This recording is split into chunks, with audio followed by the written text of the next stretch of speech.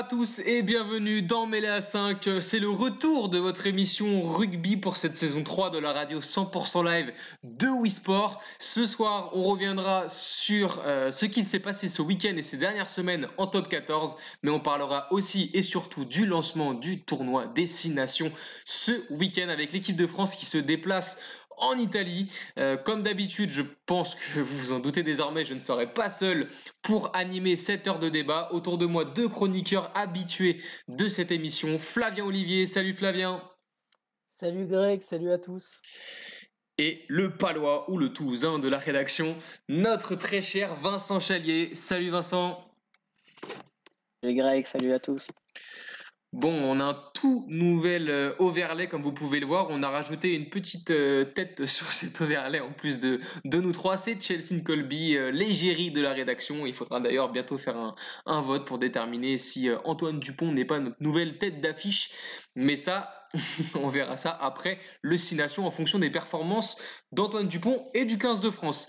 Messieurs, on va redétailler rapidement le programme de cette heure en votre compagnie. Donc tout d'abord, on va s'attarder sur le 15 de France. Qu'est-ce qu'on peut attendre de ce 15 de France lors du 6 Nations? C'est notre question et notre débat de la semaine.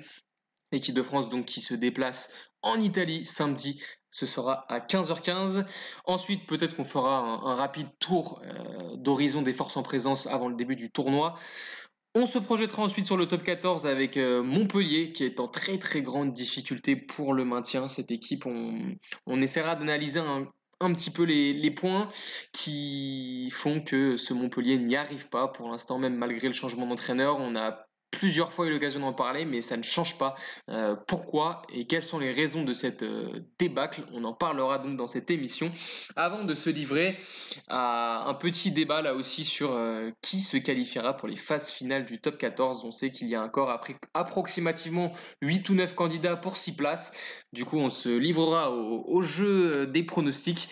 Et enfin, on terminera par un sujet un peu original. On parlera d'un joueur en particulier du côté du CA Brive nommé Enzo Hervé. Bien sûr, on parlera également de l'équipe dans son ensemble, mais ça nous permettra de mettre un petit coup de projecteur sur ce joueur qui performe ces dernières semaines et qui permet donc à son équipe de déjà presque s'assurer le maintien à 10 journées de la fin.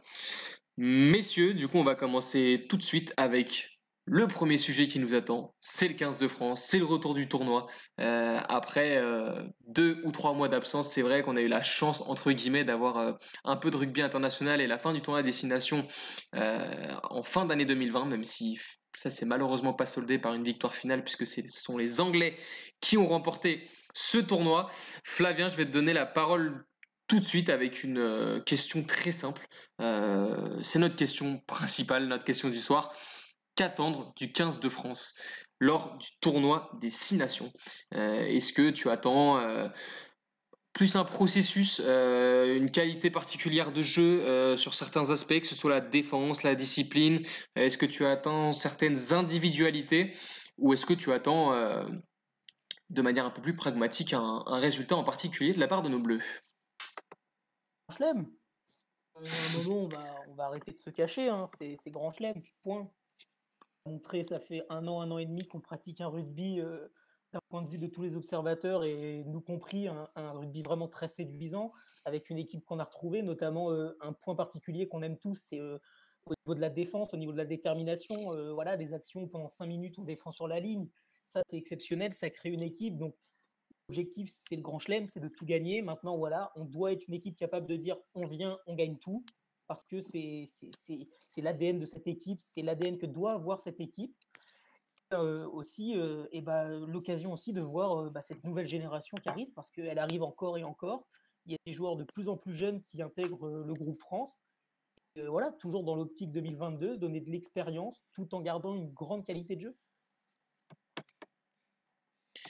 Vincent, toi, qu'est-ce que tu attends de cette équipe? Je vais peut-être vous mettre la composition probable, hein, messieurs, de ces Bleus contre l'Italie. On aura donc a priori Baye, Marchand et Aouas en première ligne, Leroux et Willem C en seconde, Woki, Aldrit et Olivon en troisième ligne. Là, il y a peut-être une incertitude avec Anthony Jelonche, hein, qui pourrait prendre en tout cas place en troisième ligne. À la charnière, Dupont et Jalibert, puisqu'on le rappelle, Ntamak est blessé pour cette rencontre. Et à l'arrière, donc en 15, on a Dulin. Et après la ligne, il y a une petite incertitude au poste de 11 entre Teddy Thomas et Gabin Villière. Mais sinon, ça devrait en tout cas être Damien Penaud sur l'autre aile et la paire Ficou-Vincent au centre. Du coup, Vincent, je te demande ton avis sur cette composition et ce que tu attends des Bleus lors de ce tournoi Destination.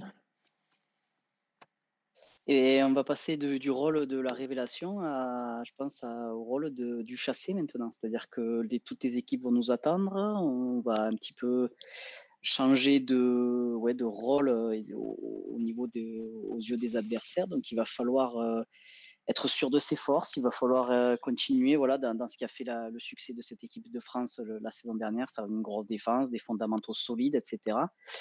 Mais ouais, ça va être ça, je pense, le point principal, c'est on a changé de statut et maintenant il va falloir s'affirmer, comme le disait Flavien. Je pense qu'il va falloir viser très haut.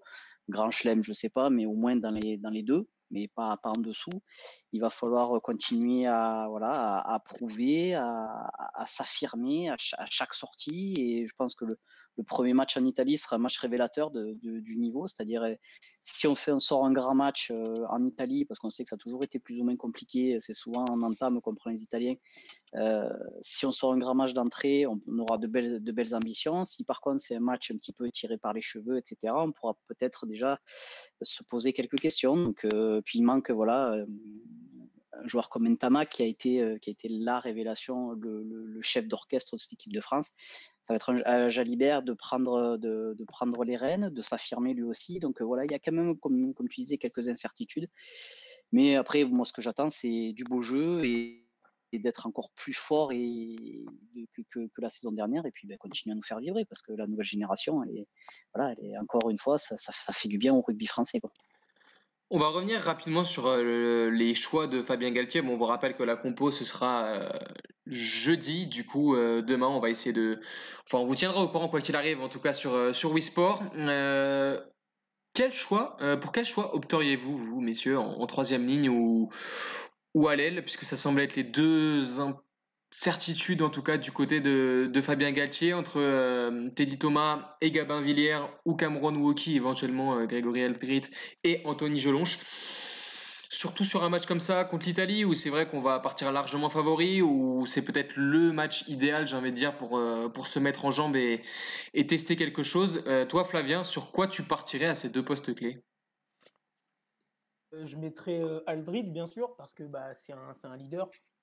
Un leader, Jelonche, c'est un nouveau, donc il rentrera sûrement en cours de match, mais Aldrit est un leader de combat, un leader vocal, un leader technique. Sur l'aile, c'est pas impartial, mais moi je choisirais toujours Teddy Thomas parce que même s'il a quelques lacunes défensives, c'est l'un des rares génies français à avoir cette dose de génie, de vitesse, de percussion. Teddy Thomas est un génie malgré tous ses défauts et il faut des joueurs comme ça dans une équipe. Vincent, toi, Teddy Thomas, Gabin Villière. On sait que d'ailleurs, Teddy Thomas, hein, petite information avant de te laisser la parole, il devrait quitter le Racing en fin de saison. Oui, on en parle à Toulouse. Et moi, je me frotte les mains parce que, comme dit Flavien, c'est un génie. Je pense que pour l'Italie, on peut se permettre, entre guillemets, d'avoir peut-être un joueur qui défensivement est un peu moins bon ou un peu moins rigoureux parce qu'on sait que même s'il a fait énormément de progrès, attention, hein, c'est vrai je pense que mentalement, il a fait énormément de progrès. Il commence à réussir à maîtriser ses émotions et justement à donner la plénitude de son jeu. Je pense que quelqu'un comme Teddy Thomas peut faire la différence sur un crochet, sur une accélération. On voit aussi ces quelques derniers essais qu'il a marqués, il y a eu pas mal de petits coups de pied par-dessus la défense. Ça peut être aussi une option de jeu qu'il maîtrise plutôt bien. Donc je mettrais Teddy Thomas, je pense, à l'aile et puis en troisième ligne pour revenir, moi je mettrais plutôt quelqu'un comme Jelonche parce que c'est un joueur que j'aime beaucoup, c'est un taiseux, c'est un travailleur, un bosseur, un plaqueur. En touche aussi, il est grand, donc il capte pas mal de ballons. Avec Olivon, ça peut faire aussi une solution de plus. Donc ouais, je mettrais moi ces deux joueurs à ces deux postes. Ouais, je vais vous rejoindre. Moi, je mettrais à l'aile peut-être Teddy Thomas pour cette rencontre. Après, sur l'ensemble du tournoi, je laisserai une chance à Gabin Villiers, mais c'est vrai que ça reste compliqué de trouver le bon équilibre parce que voilà, Teddy Thomas a beaucoup plus d'expérience que Gabin Villiers. Gabin Villiers offre peut-être une palette un peu plus large que celle de Teddy Thomas, mais c'est vrai qu'offensivement, il y a pas photo. Teddy Thomas est, comme vous l'avez très justement dit, un génie. En tout cas, c'est une nouvelle fois significatif du magnifique vivier dont on a la chance de disposer en équipe de France. Il y a aussi peut-être un poste assez incertain, c'est le poste de 15. On sait que Dulin a fait une très bonne Coupe d'automne des Nations, ce qui lui a valu d'être titulaire et potentiellement de démarrer le tournoi. Mais on a aussi un Anthony Boutier qui pousse derrière. Hein. Qu'est-ce que vous en pensez? Il y a, oui, alors je sais pas, je pense pas qu'il soit blessé, mais il y a aussi Thomas Thomas Ramos. Ramos. Thomas Ramos, effectivement, ouais. Je dis pas de bêtises, Thomas Ramos, ça fait longtemps qu'on l'a pas vu à l'arrière, mais il a toujours répondu présent. Tony Boutier, bah, il est à l'image de son club, il est en train de couler, donc psychologiquement, justement, est-ce que c'est à double tranchant? Est-ce que Fabien Galtier, là, tu le relances, tu le mets directement titulaire, qu'il reprenne des ballons pour qu'il reprenne de la confiance? Est-ce que tu fais confiance à Brice Dulin qui a fait une Coupe d'automne des Nations exceptionnelle, notamment contre l'Angleterre? Il prenait tous les ballons en l'air. C'était assez exceptionnel. C'était du rarement vu, sauf si on est irlandais. Mais là, c'était vraiment exceptionnel. Et oui, Thomas Ramos qui a toujours fait des bonnes prestations en équipe de France. Donc là, c'est le choix du roi. C'est vraiment le choix du roi pour Fabien Galtier. Et voilà, la décision sera la bonne, quoi qu'il arrive pour moi. Vincent, toi, ton avis sur le poste de 15, ouais. Moi, alors ça sera évidemment selon la tactique prévue par Fabien Galtier, mais je pense que oui, Boutier, ça double tranchant, mais il a un atout de plus, je pense, par rapport à Brice Dulin, c'est qu'il a une longueur de jeu au pied qui fait énormément de bien. Moi, je me souviens encore de son coup de pied de 80 mètres contre les Anglais, c'était l'année dernière, à peu près à la même époque, où il avait sorti une ogive de l'espace, qui avait fait énormément de bien. C'est vrai qu'il a un très très long jeu au pied, mais comme disait Flavien, c'est vrai que psychologiquement, ça ne doit pas être facile pour lui. Alors après, on a connu des joueurs qui étaient en difficulté dans leur club et qui venaient se ressourcer en équipe de France, qui venaient retrouver de la confiance et qui repartaient. Est-ce que ça ne va pas être la même chose? En plus, voilà, sur ce match-là, on sait que les Italiens, c'est quand même un niveau en dessous. Ce n'est pas les Anglais, ce n'est pas les Irlandais. Donc voilà, ça sera peut-être un jeu un petit peu plus décousu, donc qui peut permettre d'avoir des espaces et justement de reprendre de la confiance. Mais bon, je pense que le choix sera le bon dans tous les cas. Et puis, au vu des choix qu'a fait Fabien Galtier depuis le début de son mandat, je pense qu'il n'y a pas eu énormément de choses à redire ni d'erreurs. Hein. Vraiment, je pense qu'on est plutôt tranquille de ce côté-là. Oui, c'est clair qu'il n'y a pas grand chose à dire, même si à l'arrivée il n'y a pas de titre, mais on espère en tout cas que ce sera pour cette année une victoire dans le tournoi. Ça nous est pas arrivé depuis assez longtemps, mine de rien. Que dire de plus sur cette compo? Je ne sais pas si vous voulez rajouter quelque chose, si ce n'est qu'effectivement je vous rejoins sur ce qui a été dit et que il faudra trouver l'équilibre entre lancer des joueurs parce que c'est l'Italie, parce qu'on est favori, parce que c'est un premier match et que si on les lance pas maintenant, à mon avis, on les lancera pas plus tard dans le tournoi. Mais c'est vrai qu'il faut aussi retrouver des automatismes pour ce groupe France, dont le groupe des 31 pour le tournoi a été divulgué d'ailleurs cette semaine. Donc voilà, je ne sais pas s'il y a un poste particulier sur lequel vous voulez revenir. Peut-être Damien Penaud aussi qui revient en équipe de France après quelques matchs ratés pour cause de blessure. Ce sera assez intéressant de le voir à l'œuvre. Mathieu Jalibert, pareil, qui a pas toujours été à son avantage en équipe de France et qui pourrait profiter de l'absence d'Entamac pour montrer ce dont il est capable à ce niveau-là. Après, je ne sais pas ce que vous en pensez, mais je vous entendais parler tout à l'heure de Grand Chelem. Est-ce que c'est vraiment l'année? Parce qu'on sait qu'en rugby, il y a quand même un facteur assez important qui s'appelle le calendrier. Bon, vous me direz, cette année, il n'y a pas de public avec la pandémie, bien évidemment. Mais l'équipe de France se déplace quand même 3 fois, dont 2 fois chez les 2 meilleures équipes du tournoi, à part les Bleus. Enfin, oui, alors on se déplace en Irlande, en Angleterre, mais justement, on peut aussi revenir sur le choix du 15. c'est-à-dire que Brice Dulin a quand même marqué énormément de points sur le jeu, les ballons en l'air. Voilà, sur la réception des ballons en l'air, des chandelles, etc.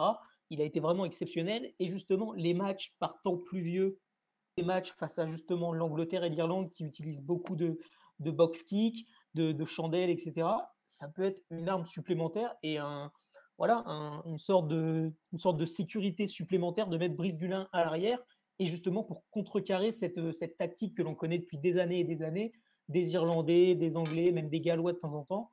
Donc ça peut être très intéressant à ce niveau-là. Et aussi, oui, tu as parlé d'un poste, et tu en as parlé d'ailleurs, Mathieu Jalibert. J'ai envie de le voir, son association avec Antoine Dupont, parce que je trouve que c'est deux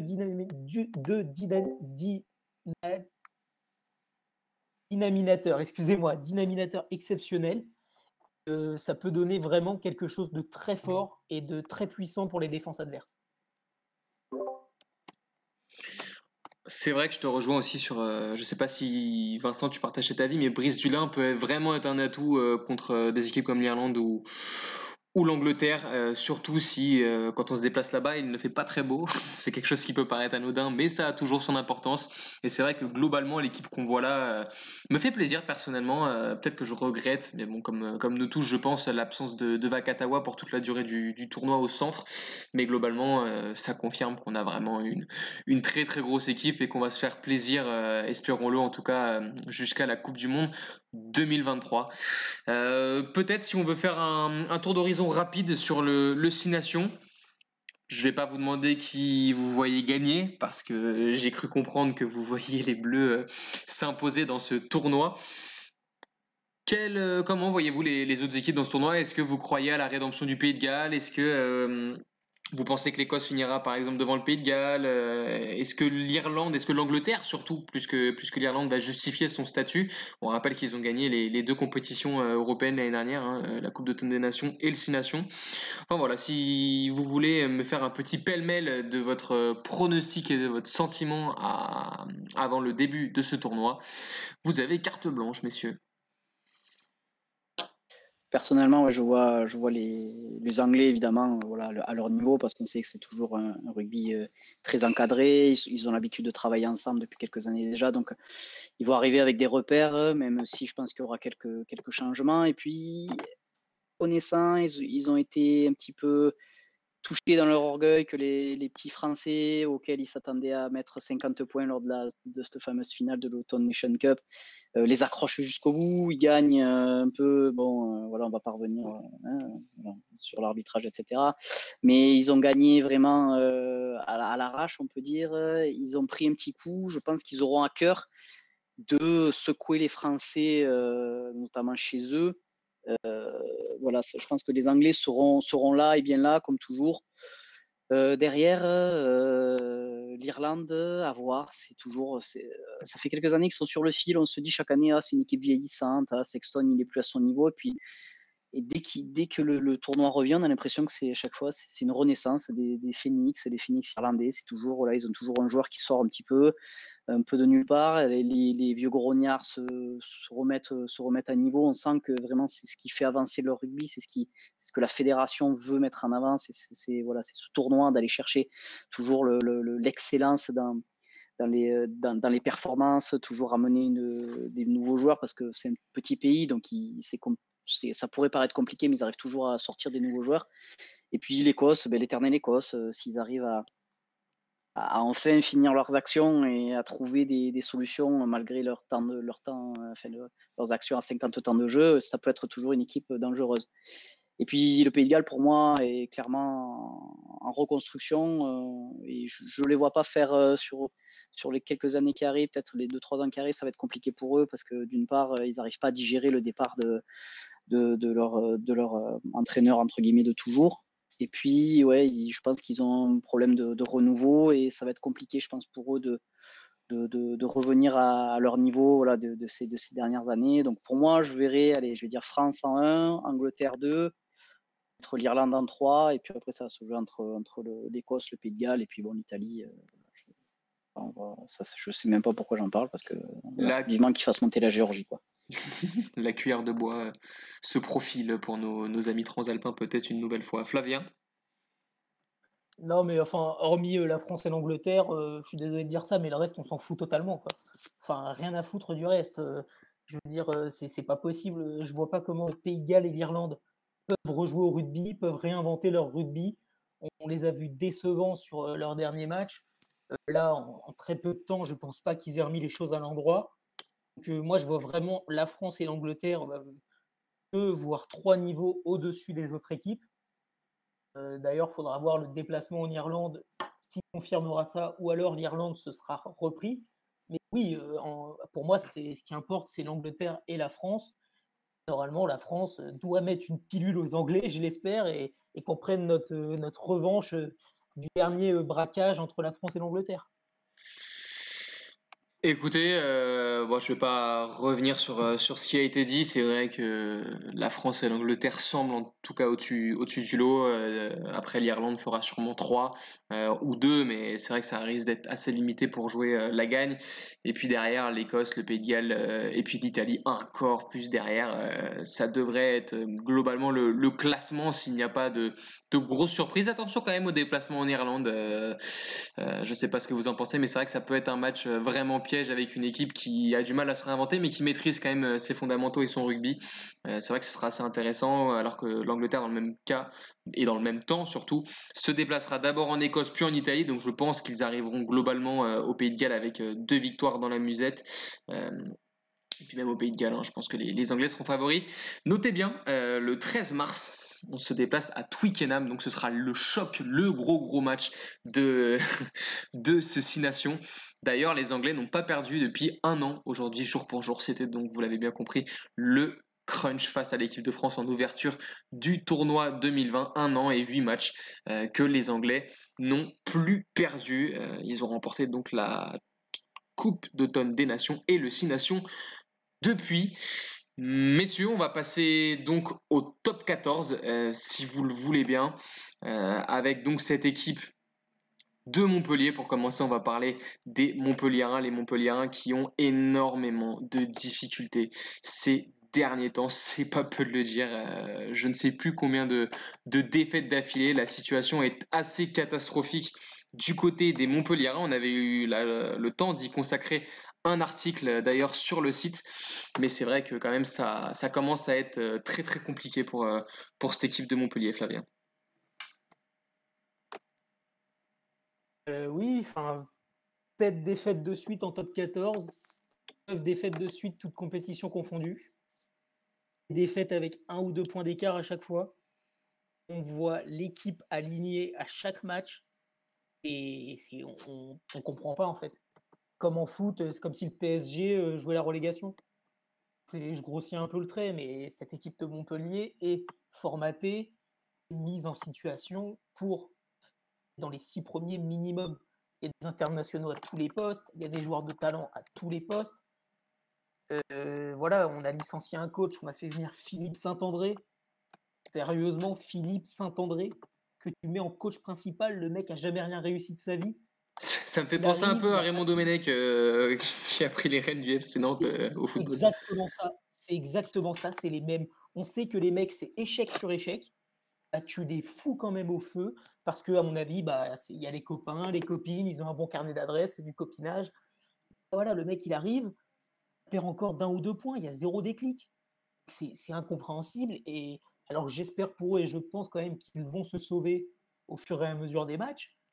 Là, c'est inquiétant, ça en devient même limite gênant des fois quand on est devant le match. Ouais, surtout défensivement, hein. C'est vrai qu'on avait l'habitude d'une équipe de Montpellier très forte devant, très rigide, très rugueuse, très forte défensivement et surtout très pragmatique. Et cette saison, c'est vraiment très compliqué. Pour avoir regardé plusieurs de leurs matchs, on a l'impression qu'il n'y a pas de leader, qu'il n'y a pas de maîtrise dans les fins de match dans cette équipe. Qu'il y a beaucoup trop d'indiscipline, tout simplement. Encore une fois, le match contre le Racing. ça a mis en valeur ces carences-là. Ils ont été très efficaces, je trouve, pour le coup, parce que ils n'ont pas beaucoup eu le ballon dans le camp adverse et jusqu'à 3-4 minutes de la fin, ils étaient encore devant. Donc c'est vrai qu'ils auraient presque pu faire le hold-up contre le Racing, mais globalement c'est très très inquiétant, hein. On avait l'habitude d'une équipe, Vincent, qui mettait 40-50 points à domicile presque systématiquement, qui prenait bonus offensif sur bonus offensif. Et maintenant, il galère même pour gagner ne serait-ce qu'un match. Ouais, c'est clairement. Et puis je pense aussi en interne, il doit y avoir des remous. Voilà, j'ai vu passer comment dire, quelques entre guillemets infos où les joueurs commenceraient un peu à s'énerver, le staff, que Altrad soit vraiment très présent, peut-être même trop. On voit les anciens, ou notamment Julien Thomas, qui est quand même un ancien de la maison, qui connaît parfaitement, qui a été formé, etc., qui commence un petit peu à s'embrouiller avec ses copains toujours via la presse, ou Draogo ou Picamol. Donc on sent bien que voilà, il n'y a pas du tout de sérénité et j'ai l'impression que chacun tire un petit peu la couverture à soi sans vraiment chercher l'intérêt collectif. Alors est-ce que c'est peut-être, je pense qu'il y a pas mal de maladresse et puis c'est vrai que voilà, le choix sportif de Saint-André, bon, je pense que c'est un choix un petit peu par dépit parce que c'est en cours de saison et les très bons entraîneurs ne sont pas disponibles forcément à ce niveau-là de la saison. On commence à parler de Mignoni, voilà, donc déjà, quoi de mieux pour flinguer le peu de légitimité de Saint-André que de dire, d'annoncer dans la presse partout, écoutez, moi je veux Pierre Mignoni l'année prochaine. Qu'est-ce que ça va donner, quoi. C'est vrai que c'est compliqué. Il manque pas grand chose. Voilà, c'est des petites erreurs, mais c'est toujours les mêmes. C'est ça qui est inquiétant, c'est que ce sont toujours les mêmes au même moment du match. Voilà, contre le Racing, il reste 1 minute à jouer. Tu dois faire du pick and go, tu dois jouer au centre du terrain, essayer de trouver la pression dans le cas adverse. Non. Ils s'enferment chez eux, ils font des erreurs, des joueurs pas habitués à faire des erreurs comme Payog, comme Boutier, qui font des erreurs bêtes. Voilà, ils perdent un ballon, une passe mal assurée, et ça finit, tu te retrouves dans ton camp à faire une faute parce que tu es pris de court, tu es pris de vitesse. Donc oui, non, il n'y a rien qui va. Il n'y a rien qui va en ce moment et ça fait presque de la peine. Et puis c'est vrai que voilà, les 3 matchs qui arrivent, que la réception du Stade français, le déplacement à Agen, à Castres, ils auront intérêt à faire au moins 2 sur 3 parce que derrière, on en parlait hors antenne, c'est un calendrier de fou furieux avec ils prennent les 6 premiers du classement. Donc ils auraient intérêt, je pense que le moment charnière de leur saison, c'est les 3 matchs qui arrivent. S'ils ne font pas des bons résultats, par contre, ça sentira très très fort les barrages pour eux. Et on sait que l'expérience, depuis quelques années, depuis la mise en place des barrages, ça n'a jamais été une partie de plaisir pour les clubs de top 14. Flavien, Vincent vient de donner son avis. Juste, j'aimerais vous donner une petite stat. Montpellier a perdu 14 points à domicile sur les 10 dernières minutes de ces rencontres au GGL Stadium. C'est une stat qui fait mal et encore une fois significative d'un manque de maîtrise et d'une équipe qui n'est pas habituée à jouer pour le maintien. SOS pour Montpellier, Flavien, ou il reste 10 journées, on a le temps de voir venir? Tu vas me dire qu'on n'a plus le temps de voir venir et qu'on avait encore le temps de voir venir il y a 3-4 journées, que ce n'est plus le cas. Mais est-ce que Montpellier doit réellement s'inquiéter maintenant? Enfin, bien sûr que tu t'inquiètes, tu es à 7 défaites d'affilée en top 14. Ce qui arrive, même pour une équipe qui joue le maintien, ça arrive, enfin 7 défaites d'affilée, c'est quand même c'est abusé. 9 avec la Coupe d'Europe. Sur le match à Brive, enfin, tu mènes 19-0. La première mi-temps, elle est rêvée, elle est incroyable. 19-0, tu perds le match 23-19. Tu perds 23-22 le match. Tu prends 23-3 en deuxième mi-temps à Brive. Tu prends des cartons jaunes à gogo, tu es indiscipliné comme jamais. Tu achètes des Cobus Reynard, on l'a dit en début de saison. C'est un super numéro 9, c'est un super demi de mêlée. À Northampton, il était incroyable. Mec, c'est son cousin qui joue. Sérieusement, c'est son cousin qui joue. Surtout depuis ces 7 matchs-là, hein, parce qu'il fait quand même un bon début de saison et c'est un des seuls à avoir surnagé et à avoir porté l'équipe sur ses épaules. Mais là, c'est plus possible. On voit ces matchs, c'est pas possible. Boutier, il est à la cave. Mohamed Awas, quand il n'est pas des droites, il perd des ballons, il se fait écrouler en mêlée. À un moment, non, il n'y a pas de leader, là, il n'y a pas de pilote dans l'avion. Le pilote dans l'avion, c'est un grabataire, Philippe Saint-André, il sert à rien. Bien sûr que tu t'inquiètes, mais enfin, ils ont l'effectif quand même pour ne pas descendre. Et Bayonne a quand même cette ossature de club qui descend avec Agen. Mais enfin, ça va se jouer à rien si ça continue comme ça, quoi. Et Bayonne dispose surtout d'une aura et d'hommes de leaders surtout, hein. Peut-être comparé à Montpellier, des Yannick Bru sur le banc, des Gaëtan Germain sur le terrain. C'est vrai que c'est pas gagné pour Montpellier parce que Bayern, une fois qu'ils auront repris un peu ce rythme de la compétition qui leur manque à cause de leurs nombreux matchs ratés pour cause de Covid, ça peut être très compliqué. En tout cas, je ne sais pas si vous avez quelque chose à rajouter sur cette équipe de Montpellier avant qu'on parte sur le débat des 6. Oui, et pour revenir sur ce que tu disais par rapport à Bayonne, c'est que Bayonne est programmé pour le maintien. Ils sont, dès le début de saison, ils savent très bien qu'ils ne joueront pas les 6, ils veulent garder leur place. Montpellier, non. Montpellier, ils sont programmés pour jouer les 6, ils se retrouvent en train de batailler pour le maintien. Et comment dire, mentalement, c'est quand même pas tout à fait la même chose de se retrouver avec des joueurs comme disait Flavien, des Reinhardt, qui sont habitués, ils sont venus pour jouer le haut du tableau et tu dois jouer pour pas descendre et tu joues pour pas perdre à chaque match. Donc mentalement, il y a aussi un gros fossé entre une équipe programmée pour jouer le maintien et une équipe qui ne l'est pas. Et surtout ils viennent notamment d'annoncer le recrutement de Zach Mercer, international anglais de Bath, qui est un très bon joueur, et aussi l'arrivée de Marco Tolaine, si je ne dis pas de bêtises, et Picamol va à Bordeaux. Donc voilà, ils arrivent quand même déjà à prévoir, mais il ne faudrait pas que ces joueurs arrivent pour jouer la Pro D2, quoi. Bien, merci messieurs, on va passer donc au débat. Qui terminera dans les 6 et se qualifiera donc pour les phases finales de ce top 14 cru 2020-2021. Ce ne sera pas Montpellier du coup a priori, même si en début de saison on pouvait se poser la question. On vous a fait un petit visuel pour vous récapituler tout ça, que ce soit un peu plus clair pour vous. Donc on a en première position le Stade Toulousain, en deuxième La Rochelle, le Racing est troisième, Bordeaux quatrième, Toulon cinquième et Clermont sixième. Et sont à la lutte en tout cas, au moins Lyon et les Stades Français, éventuellement Brive, dont on parlera juste après, qui est à 7 points du premier qualifié. Ça semble quand même compliqué pour les brivistes. Toulouse et La Rochelle, qui a un match de moins, ça devrait quand même se qualifier, je pense. Ce qui nous donnerait, messieurs, une lutte à 6 pour 4 places avec donc le Racing, Bordeaux, Toulon, Clermont, Lyon et le Stade Français qui se tiennent en 10 points entre le 3e et le 8e donc. Vincent, toi qui es fervent supporter toulousain et qui devrais voir ton équipe se qualifier, j'ai envie de dire presque tranquillement pour la suite, encore faut-il bien gérer la période des doublons. Comment tu vois la suite et la fin de cette course pour la qualification?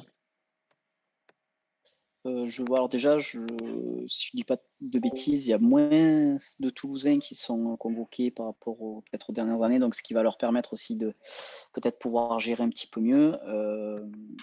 Je pense que oui, entre guillemets, c'est quasi fait pour Toulouse et La Rochelle, du moins vu ce qu'ils proposent et la régularité de leurs performances par rapport par exemple à un Racing qui vraiment alterne les hauts et les bas, surtout en ce moment. Je pense que pour les deux, ça devrait être à peu près ça, avoir le classement final, mais je pense que La Rochelle et Toulouse, les deux vont terminer en tête du classement. Après, derrière, justement, on en parlait en antenne, moi je pense que ça va pas trop bouger. C'est-à-dire que le Racing et Bordeaux vont se disputer voilà, les quarts de finale à domicile. Et puis Toulon, Clermont. Alors Toulon, je les vois un petit peu mieux, mais bon, ils ont encore quelques petits défauts à corriger. Clermont, bon an, mal an, ils arrivent encore à être dans les 6, à produire du jeu, même si bon, ce week-end, ils se sont fait cueillir voilà, au dernier moment par Bordeaux. Mais bon, il y a quand même un renouveau. C'est une équipe aussi qui est en reconstruction. Donc voilà, est-ce que l'ADN ne va pas entre guillemets, se réveiller au moment des matchs importants? Donc, voilà, que ce soit Lyon, le Stade français, ou je ne les vois pas intégrer les 6. Ils sont encore trop inconstants, hélas.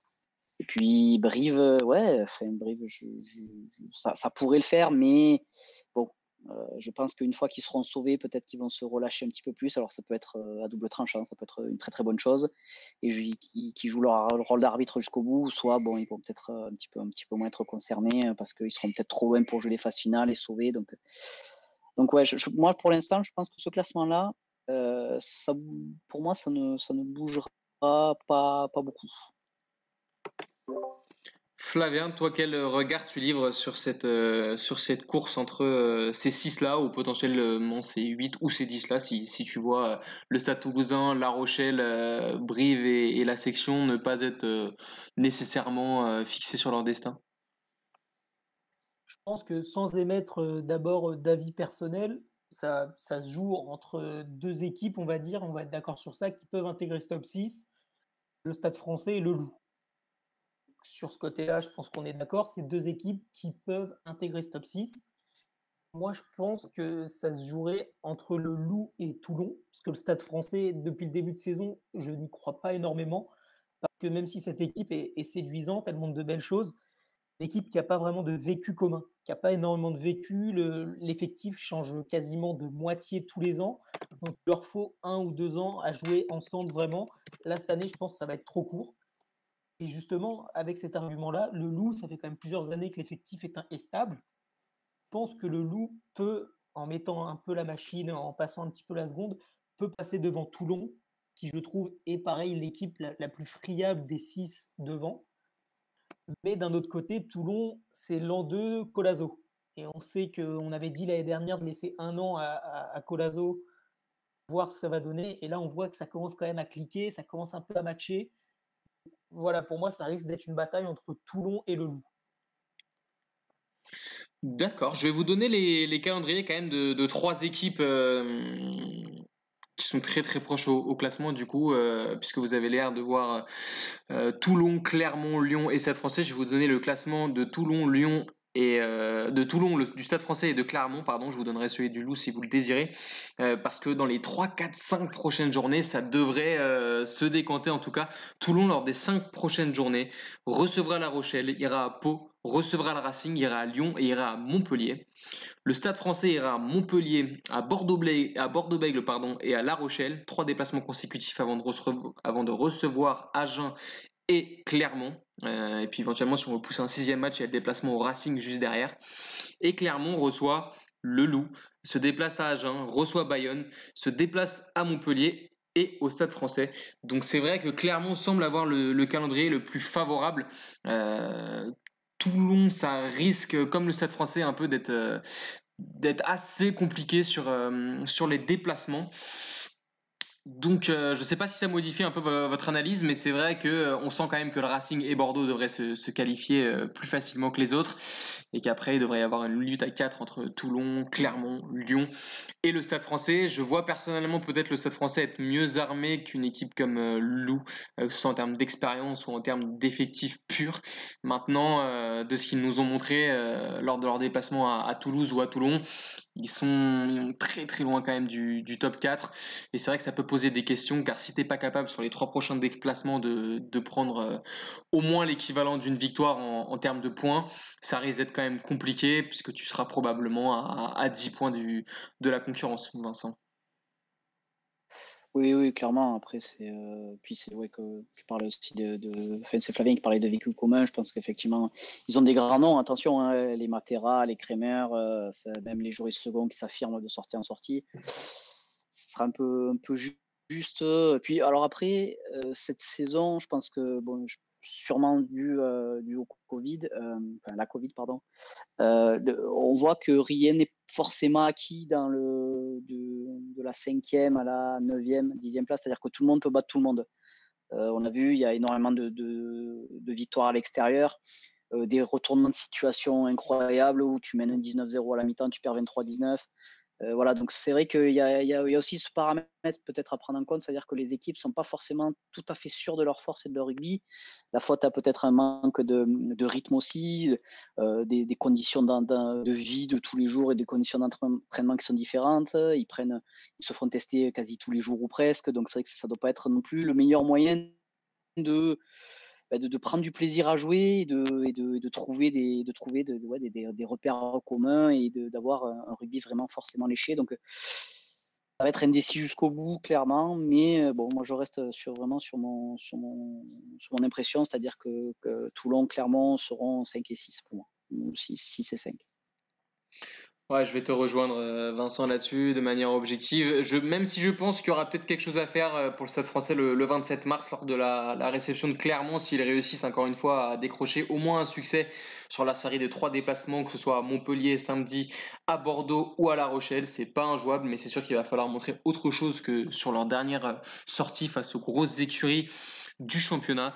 Et puis après, comme j'ai dit, le Loup pour moi, ce sera peut-être un peu compliqué. C'est une équipe qui est assez irrégulière cette saison, un peu comme le Racing, sauf que le Racing dispose de plus de qualité et puis de 9 points de plus actuellement au classement. Ça devrait même faire la différence en fin de saison. Verdict final, Flavien?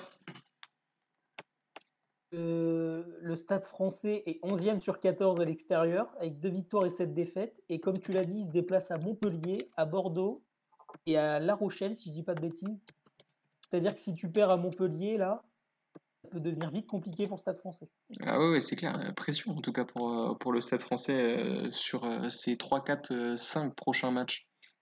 Du coup, au niveau de la qualification, tu partirais comme Vincent et moi sur Toulon et Clermont 5 et 6?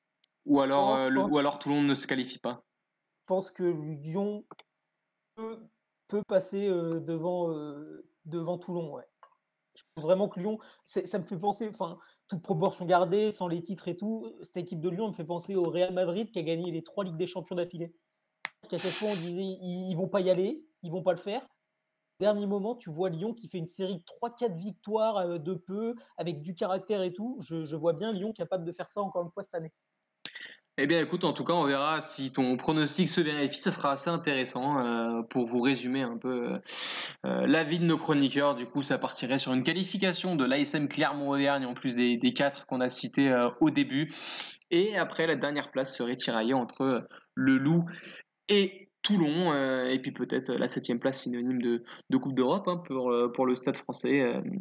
Espérons en tout cas pour cette équipe parisienne. Messieurs, on va passer à la dernière partie de notre débat qui concerne un joueur en particulier. Je sais que vous attendiez cette partie avec impatience. C'est la partie sur Enzo Hervé et les Brivistes. Donc un joueur et une équipe qui performent très très fort en ce moment. 9e du top 14. On l'a dit, on va rapidement faire un petit topo sur Enzo Hervé. Donc Enzo Hervé, il a joué son premier match professionnel en novembre 2017 face à Montpellier. Il avait alors 18 ans. Et depuis, il a fait 3 saisons en top 14 en comptant celle-ci et une saison en Pro D2 en 2018-2019, toutes sous les couleurs de Brive. Il compte plus d'une vingtaine de matchs en top 14 et une quinzaine de matchs en Pro D2. Donc il est bientôt à 40 matchs en professionnel déjà, Enzo Hervé. Et cette saison, c'est un peu la saison de l'éclosion, on va dire, hein, pour Enzo Hervé. Je ne sais pas ce que vous en pensez. C'est vrai que, en tout cas, ces dernières semaines, c'est l'homme fort de cette équipe bréviste, Vincent. Ouais, il vient d'enchaîner 3 matchs complets donc à 80 minutes, à 23 ans. Au pied, ben voilà, à Pau, s'il gagne, c'est en grande partie grâce à lui. Il met 23 points, dont la dernière pénalité qui leur permet vraiment de reprendre ces 5 points d'avance. Contre Toulon, voilà, malgré un temps compliqué, il a réussi à animer de belle manière le jeu offensif de son équipe. Il a encore enquillé 5 pénalités. Donc voilà, c'est-à-dire que on se posait la question, est-ce qu'après le départ de Germain, donc ça doit faire déjà 1 ou 2 saisons qu'il est parti, est-ce qu'ils retrouveront un buteur de sa trempe? Il y avait Larangera qui se débrouillait plutôt très bien dans l'exercice, dans le jeu au pied. Là, Enzo Hervé, donc en plus d'être bon au pied, au niveau de l'animation offensive, il est excellent, quoi. C'est un jeune joueur, encore un de plus, encore un ouvreur de qualité, de talent en équipe de France. Ça faisait combien de temps qu'on demandait ça? Quoi de mieux? C'est un joueur quand même robuste, qui est bon en défense, qui est inspiré en attaque. Et puis il est entouré, voilà, d'une troisième ligne avec moi, un de mes chouchous, c'est Saïd Rech, son capitaine, qui est juste cette année fabuleux, que ce soit en termes de comportement, en termes d'abnégation, d'agressivité. Il est toujours au bon endroit au bon moment, il vient gratter des ballons, il plaque, il se relève, il est très mobile. Il a une paire de centres cette année qui est à un très très bon niveau. Alors c'est Bouli, Roua et Bitouni et non, sait pas se perdre sans ses Bouli-Roy et son ailier Bitouni Yata qui sont voilà, sur un crochet, sur un petit coup de pied par-dessus, sur un offload, sur un petit Chistera. Ils arrivent à débloquer la situation comme face à Toulon là, le week-end dernier. Donc, ouais, il y a une équipe très complète on sent qu'ils s'amusent, ils prennent du plaisir ensemble. Ils ont un pack, comme d'habitude, leur 5 de devant qui est solide, qui a beaucoup de courage, d'abnégation, très agressif, difficile à bouger. Et puis derrière, ben, il y a des chevaux, quoi. Ça pulse, ça accélère, ça va tenter des coups. Peut-être qu'ils n'osaient pas les années précédentes les faire. Là, cette année, on sent qu'ils sont vraiment plus à l'aise dans leur jeu. Et au final, c'est une équipe qui est quand même plutôt agréable à avoir joué sur les dernières semaines. C'était quand même plutôt des bons matchs, quoi. Ouais, je suis d'accord avec toi. C'est vrai que c'est une équipe qui est très séduisante, qui met énormément d'énergie et de solidarité dans son rugby. C'est vrai que c'est des valeurs qu'on affectionne. En tout cas, il y a des individualités, comme tu l'as dit, de grande qualité. On peut rajouter même Joris Jurand à l'arrière, ou par exemple Dan Malafosse en deuxième ligne. C'est vrai que c'est une équipe, quand on les prend au cas par cas, qui est très séduisante. Il y a le capitaine Irèche, comme tu l'as dit, qui a été très bon ce week-end contre Toulon. Les avants qui ont fait une énorme partie et qui ont récupéré beaucoup de pénalités au sol et qui ont été très précieux.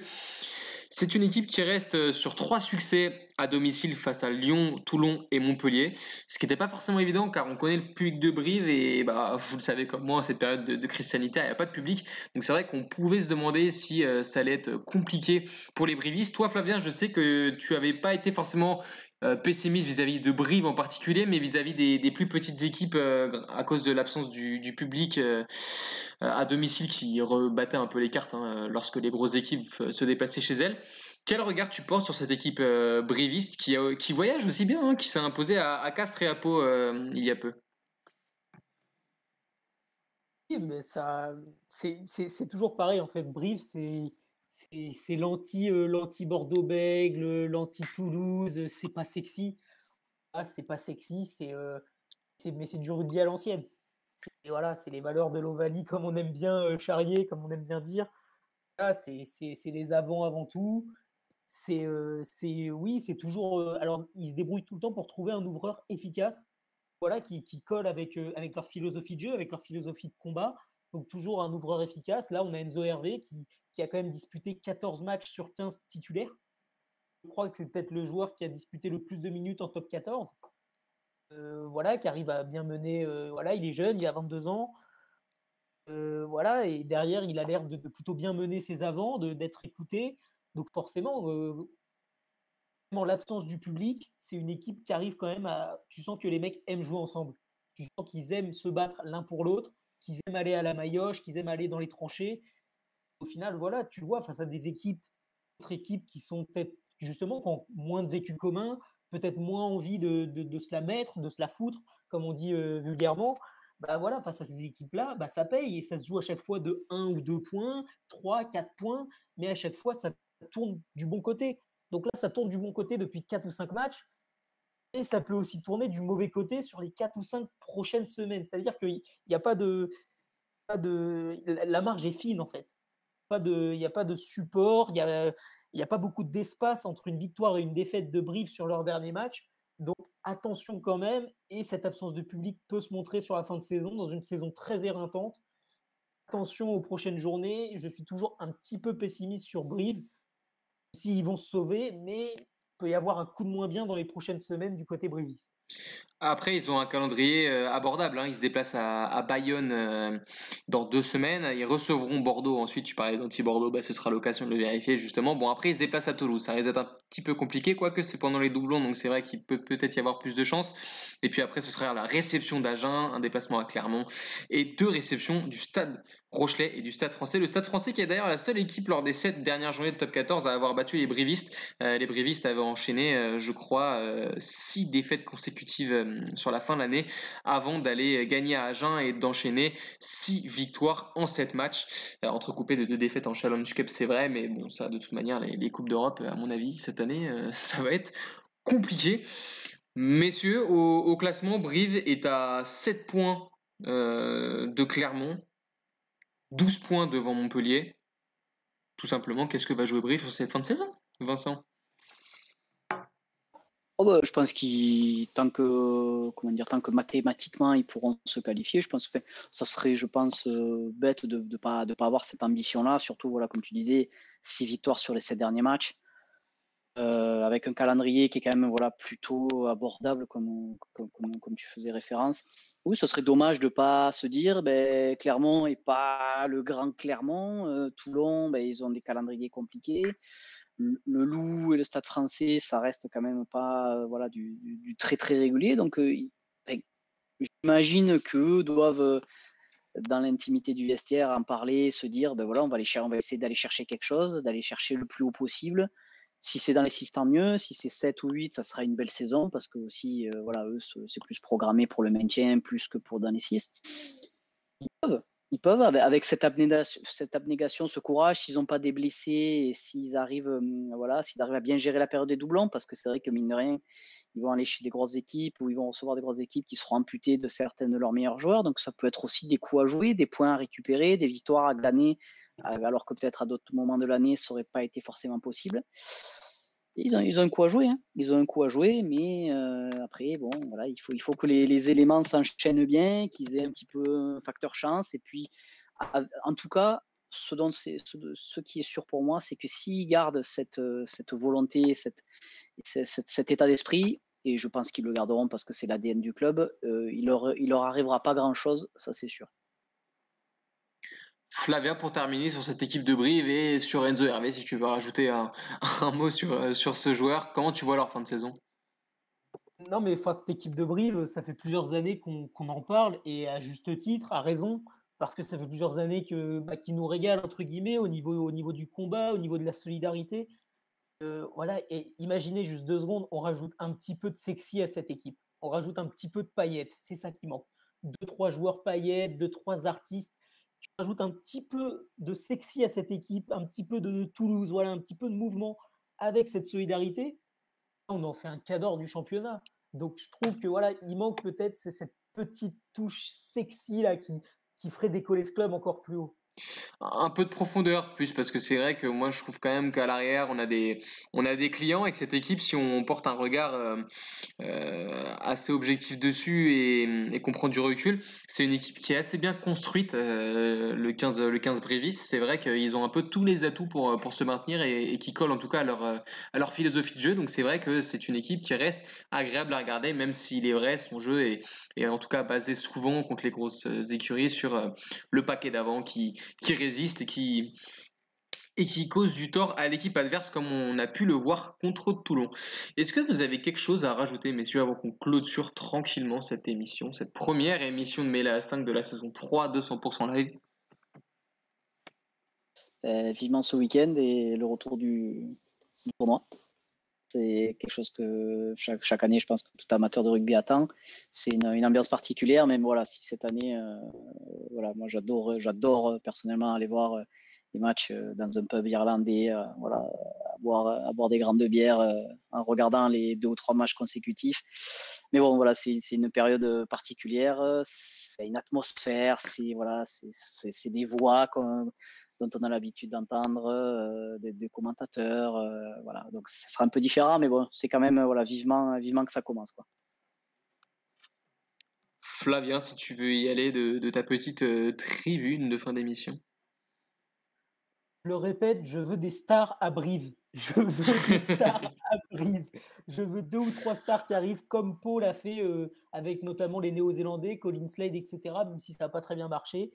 Voilà, ce club briviste, eh ben, je veux en faire mon club chouchou. Je veux des stars. Je veux que le travail que fait Brive depuis quelques années paye. Je veux que cette solidarité paye. Je veux que ce genre de valeur soit mise en avant. Et pour ça, il faut que les résultats aillent avec. Et bien sûr, Cocorico, allez le 15 de France. Et hâte de revoir Antoine Dupont avec sa belle tunique bleue. Eh bien, écoutez, messieurs, merci de m'avoir accompagné pour cette émission qui touche à sa fin. On espère que nos auditeurs seront tombés amoureux de Brive lors de ce quart d'heure consacré à Enzo Hervé et les siens, comme Flavien est en train de le faire. Et on vous retrouvera donc sur la radio, a priori, ce week-end pour commenter en votre compagnie la rencontre entre l'Italie et la France, en espérant que l'équipe de France entame sa campagne du mieux possible. En tout cas, on verra ça ce week-end. Passez une bonne soirée, profitez des autres et de vous surtout, c'est le plus important, c'est tant compliqué. Et on se retrouve très bientôt sur la radio 100% live.